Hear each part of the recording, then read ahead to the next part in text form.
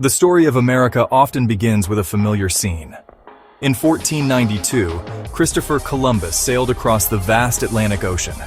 He arrived in a new world, a land believed to be inhabited only by peoples who had crossed the Bering Strait from Asia thousands of years before. This single narrative has been taught in schools for generations, shaping our understanding of who the first Americans were.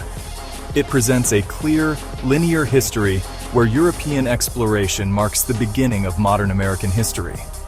This version of events, however, is not the only one.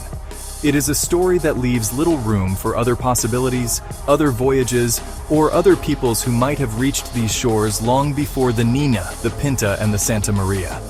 This established history, while widely accepted, overlooks complex questions and alternative perspectives.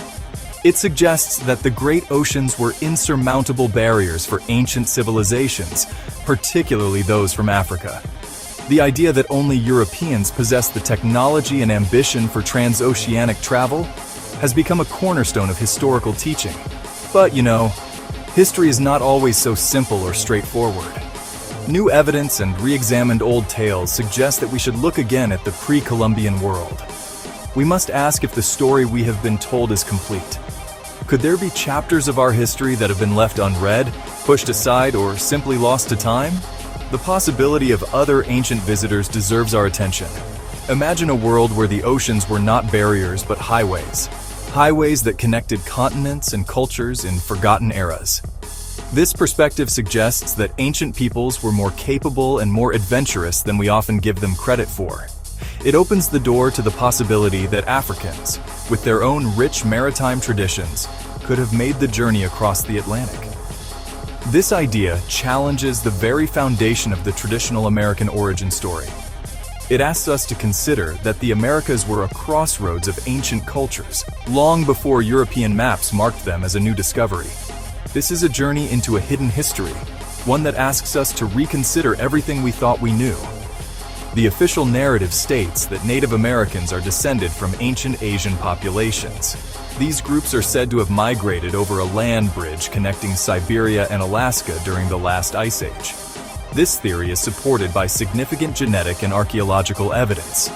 However, it does not necessarily exclude the possibility of other smaller-scale arrivals from different parts of the world. The history of human migration is a story of constant movement and exploration.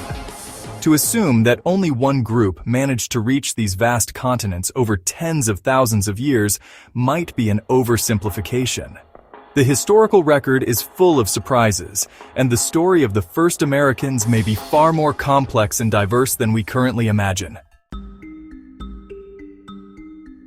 One of the most compelling theories of an early African presence in the Americas centers on the voyages of ancient Nubians and Egyptians. Proponents of this idea suggest that these powerful African empires had the naval technology and the ambition to cross the Atlantic. They point to the sophisticated shipbuilding techniques seen in ancient Egypt and the historical accounts of maritime prowess. Stories from ancient writers like Herodotus describe Africans circumnavigating the continent, demonstrating their advanced seafaring skills. These accounts fuel the idea that a journey westward across the ocean was not beyond their reach. The currents and winds of the Atlantic, particularly the Canary Current, could have naturally guided vessels from the West African coast toward the Americas. Another significant theory involves the Mandinka Empire of West Africa in the 14th century. According to historical accounts from Arab scholars like Al-Umari, the Emperor of Mali, Mansa Abu Bakr II, was fascinated by the ocean. The story goes that he abdicated his throne to lead a massive expedition into the Atlantic Ocean. He reportedly equipped 2,000 ships and set out to discover what lay beyond the horizon, never to return. While mainstream history often treats this as a legend, some researchers believe it is a genuine historical account of a pre-Columbian African voyage to the Americas. This narrative suggests a deliberate, organized effort by a powerful African kingdom to explore the unknown world across the sea.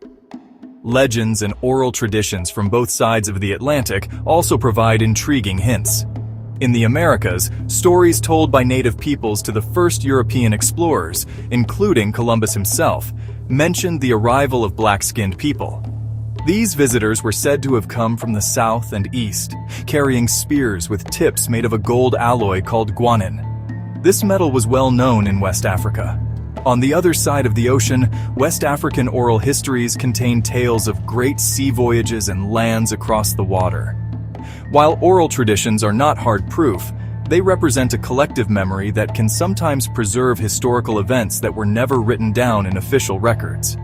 These theories collectively paint a picture of a pre-Columbian world that was far more interconnected than is commonly believed.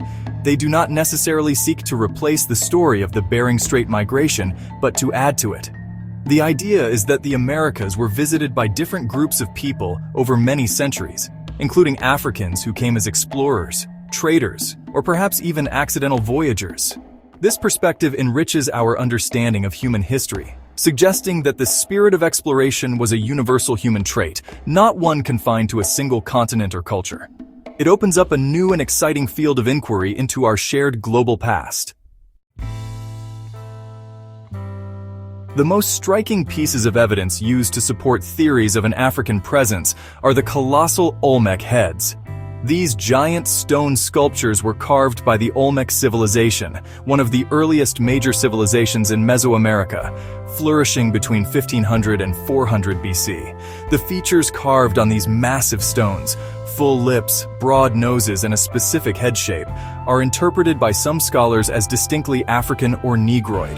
They argue that the artists were sculpting portraits of real people they had seen, possibly influential African visitors or rulers who integrated into their society.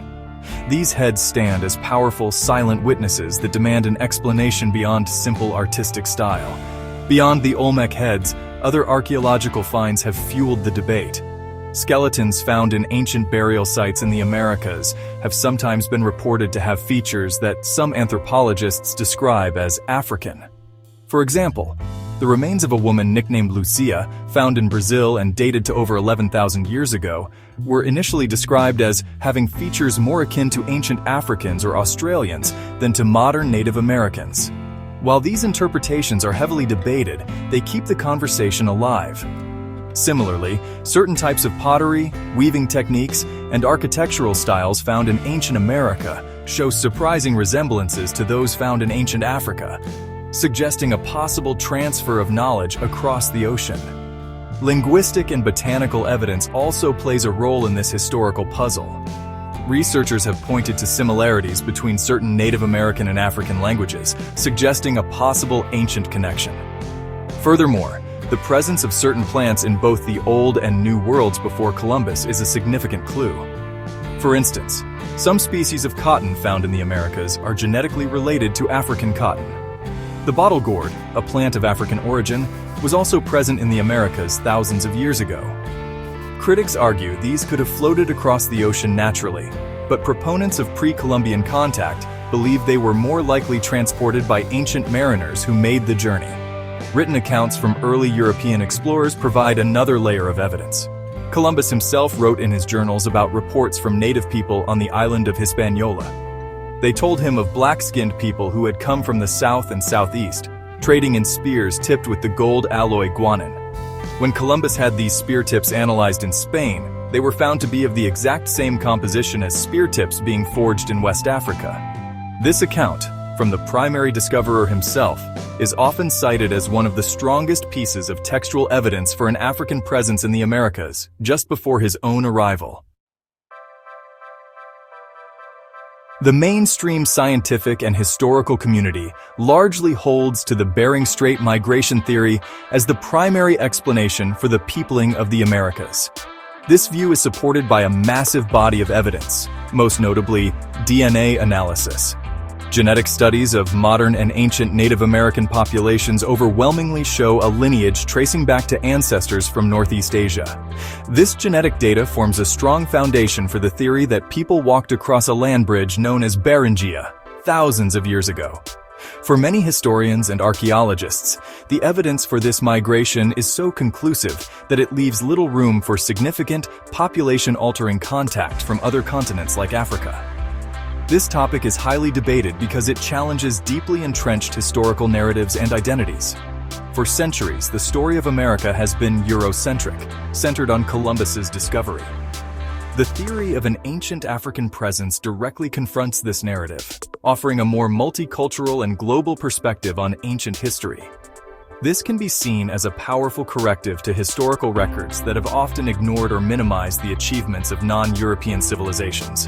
However, for mainstream scholars, the standards of evidence must be incredibly high to overturn a well-supported theory. They often argue that the evidence presented for African contact, such as artistic similarities or legends, is open to interpretation and not as concrete as genetic data. The debate is also complicated by the nature of the evidence itself. While Olmec heads have features that some see as African, others argue these are simply stylistic representations of local peoples or deities. Ancient skeletons with ambiguous features are rare, and their interpretations can change with new analytical techniques. The idea of plants or cultural practices spreading across the ocean is intriguing, but it is difficult to prove that they were carried by people rather than by natural means like ocean currents or birds. This lack of definitive smoking gun proof is what keeps the theory in the realm of debate rather than accepted historical fact for the majority of the academic community. In conclusion, the history of the first Americans is a rich and complex tapestry that may still have hidden threads.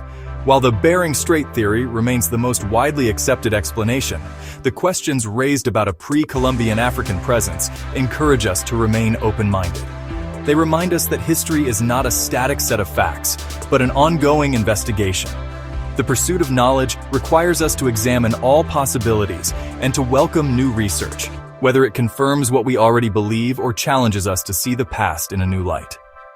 The full story of the ancient Americas is still unfolding, and every theory, debated and researched, adds another layer to our understanding.